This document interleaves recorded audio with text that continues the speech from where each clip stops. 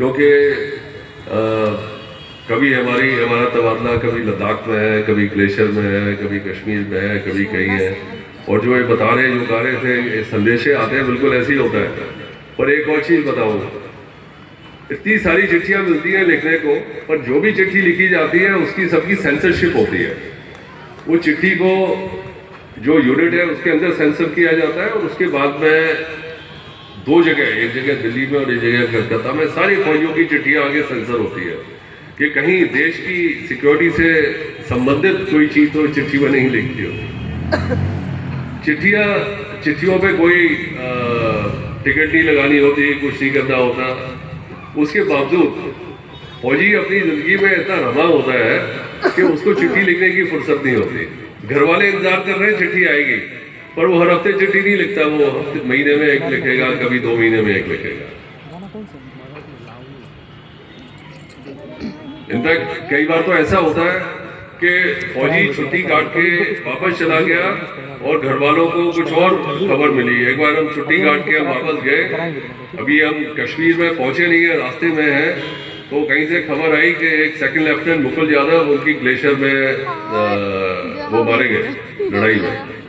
तो वो मुकुल यादव मारे गए थे, हमारा मनोज यादव नाम था। तो हमारे दोस्तों ने समझा हम ही मारे गए, तो हमारे लिए प्रेयर मीट कर दी, प्रार्थना सभा कर दी।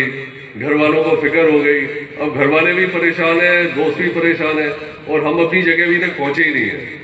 तो वो चिट्ठी आती है, संदेशे आते हैं, कई बार आने में इतना टाइम लगता है कि लोगों को पता ही नहीं होता कि कौन आदमी कहाँ पे है। अभी तो हम चिट्ठी की बात कर रहे हैं, आजकल आप लोग पता नहीं कितने जीबी का आपका टॉक टाइम होता है मोबाइल में, तो ये एक अलग ही दुनिया है। आज का ये मैं मौका एक संदेश देने के लिए भी इस्तेमाल करूँगा। या जो बच्चे हैं, बच्चों के अभिभावक हैं, माता पिता हैं, जो हैं, सबको मैं ये याद दिलाना चाहूँगा कि ये देश आपका है और आप इस देश के हैं। ये जो वो बोलते हैं ना, वीर हो गया वसुंधरा, जो वीर है वही भूमि का भोग करेगा, और वो वीर है, उसी का काम है इस धरती की रक्षा करना।